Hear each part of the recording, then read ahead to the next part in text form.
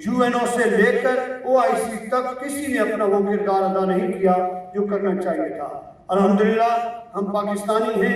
कायदे आज़म मोहम्मद अली जिन्नाह से लेकर आज की हुकूमत तक पाकिस्तान ने कभी मसले फ़लस्तीन पर कमज़ोरी नहीं दिखाई। पाकिस्तान हमेशा से अपने फ़लस्तीनी भाइयों के शाना बशाना खड़ा है और इंशाअल्लाह हमेशा फ़लस्तीनी भाइयों के साथ खड़ा रहेगा।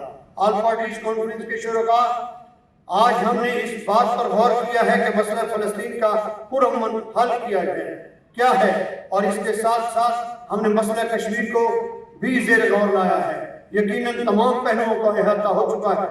अब इन बातों को दोहराना मुनासिब नहीं, ताहम मैं ये मुनासिब समझता हूँ कि सिर्फ चंद अहम पहलुओं पर अपनी राय पेश करूँ। मौजूद सामीन और हज़रात, हम समझते हैं कि बैतुल मुक़द्दस और यरूशलेम बजा तौर पर मुसलमानों, ईसाई और यहूदियों के लिए काबिल एहतराम जगह है। लिहाजा इन तमाम मज़ाहिब के लोगों को पुरअमन तरीके से अपनी अपनी इबादत गाहों में इबादत करने का हक है। लेकिन हम देखते हैं कि फ़लस्तीन के मुसलमानों को इबादत के इस बुनियादी हक से महरूम किया जाता है और निहत्ते लोगों को बिला वजह खाक और खून में तड़पा दिया जाता है। मगर अब अक़वाम मुत्तहिदा इस सिलसिले में आम तौर पर खामोशी तमाशाई बनी नजर आती है। हमारी गुजारिश है कि निहत्ते फ़लस्तीनियों पर होने वाले इसराइली मुज़ालिम अमन आलम के लिए शदीद खतरा है। लिहाजा अक़वाम मुत्तहिदा को चाहिए कि निहत्ते फ़लस्तीनियों पर होने वाले इसराइली मुज़ालिम अमन आलम के लिए शदीद खतरा है। लिहाजा अक़वाम मुत्तहिदा को चाहिए कि वो अपनी जिम्मेदारियाँ पूरी करते हुए दुनिया में पायदार अमन के लिए मसले फ़लस्तीन को हल करे। फ़लस्तीन की आवाम के साथ ये जुल्म है कि उन्हें अपनी हिफाजत के बुनियादी हक से महरूम कर दिया गया है।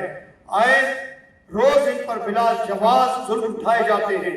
इसलिए जरूरी है कि फ़लस्तीन को एक मुकम्मल तौर पर खुद मुख्तार और आज़ाद रियासत के तौर पर तस्लीम किया जाए।